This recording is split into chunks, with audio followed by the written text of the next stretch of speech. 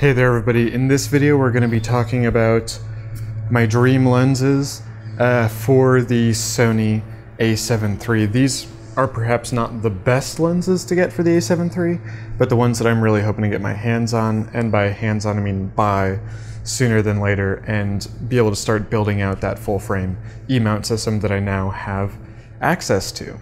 If you're noticing an image quality difference, that's because I'm filming in the HLG format on my new a7 III. A review to that will be coming soon, so stick around, subscribe, hit that notification bell if you'll be interested in hearing my take on it when that comes out. I'd love some feedback as well before I really dive into that, making that review, how you'd want that structured, because a lot of reviews have already been made. If you have information that or you have questions in particular that you want answered, or you want information that you want my perspective on, I'd love to hear that. If you want it to be broken into 6 parts, or if you want it to just be one thing and keep it short and tight, let me know and I'll make sure to make a good faith effort to do what the majority of people want me to do with that. So I think I gotta start with kind of the basics, right? When you're looking at lenses for any system, you gotta make a couple of key decisions, right? Do you want autofocus or do you want manual focus? For me, I'm gonna want autofocus because although I will want a couple of manual focus lenses, probably Koerner cine lenses, for doing stuff like this, in the midterm or in the short term, whichever, I'm gonna want autofocus lenses because those will allow me to, those will give a lot more for the buck, right? Because then I can use them for stills photography as well as capturing video. And I prefer to use autofocus to using manual focus when I'm doing stills photography, except for when I'm shooting film or I don't have any choice. So I'd love to get into the Koerner AF lenses. From what I've seen, what I've heard, those are very good performers. They're also going to be a lot more budget conscious and price friendly, wallet friendly, right? So the 50 f1.4 has particularly caught my eye because I'm big into 50mm lenses. The 14 f2.8 because I'm also interested in getting more into the ultra wides. The 16 f1.4 from Sigma has been a lens that I've really lauded because it's a wide and it's so fast. I understand that the 14 f2.8 is not quite as fast, but it is a lot wider, so that's going to be really cool to be able to get into. I don't know about that 35. It feels like that could be a bit redundant.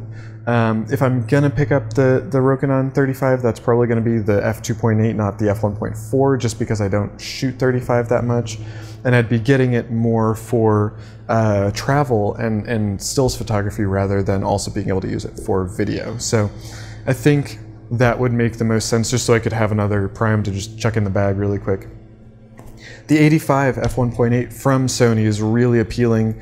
You know, when I got my Tamron 2875, the thing about that was I was planning on getting the 55 f1.8 Sony Zeiss, right? But I just noticed in the camera store there was a ton of chromatic aberration, lateral and on like white surfaces. So like when I was pointing it directly at ideally, and that really turned me off to it. There was next to no chromatic aberration, lateral or otherwise, out of the Tamron 2875, and that is a big factor for me. I don't want to have to try to remove that in post. I know it can, but that's just an extra step that I feel like should be solved for optically and shouldn't need resolution in post. So for better or for worse, I went with the 2875. I'm loving it. I think it's fantastic, but that 85 will have some chromatic aberration, but at some point I just got to accept that that's going to be a reality, so that's the lens that I'm going to accept it with.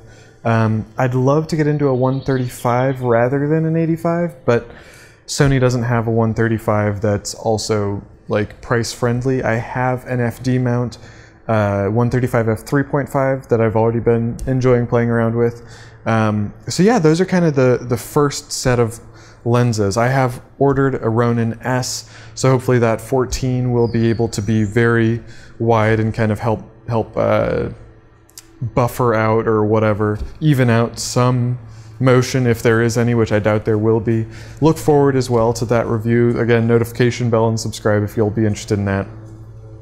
I'm bringing these up to say also you can reasonably expect to look forward to my reviews on these lenses and whatever else I'm going to chat about here for the next couple minutes. I think too that I have a Billingham bag. I love my Billingham bag.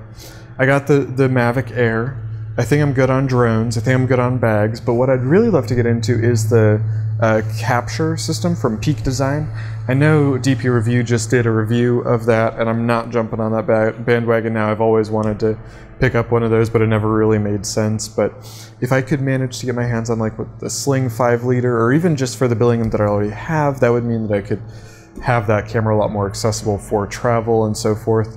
I'd like to kind of start shrinking up the size of the bags that I have for travel, and I'm hoping a whole bunch that having a really dependable mirrorless system in the A7 III, because it's, you know, full frame, but also those lenses will be able to be a bit smaller than DSLR, will allow me to really kind of tighten everything up that way. And with the Mavic Air too, with how small that is, hopefully I'll be able to just keep everything really tight for travel. So other things I'm interested in. I was really thinking hard about the Edelkrone Slider 1 Pro, but I think with the Ronin S, that's not really going to be necessary. This little dog is winding up a storm for no reason. Oh wells. So yeah, let me know if there's other stuff you think I should get into. I would really love to get the Sigma 70 f2.8 macro as well. That I think would be really fun. I like macro photography for fun. There are other people that I'm supporting with the photography that really love it, and I think it would be a really great option to have for videos, for product reviews and stuff like that. So yeah, let me know what you think I should be looking into as my first set of lenses to start buying into this full frame Sony E-mount and to start building out that lens kit, because I think that that's a fun and important part of any camera owner's decision-making process. So yeah, thank you very much for your time and for your attention. Check out those affiliate links in the description down below. I really appreciate your time and your attention and your engagement. I'm looking forward to seeing the next one.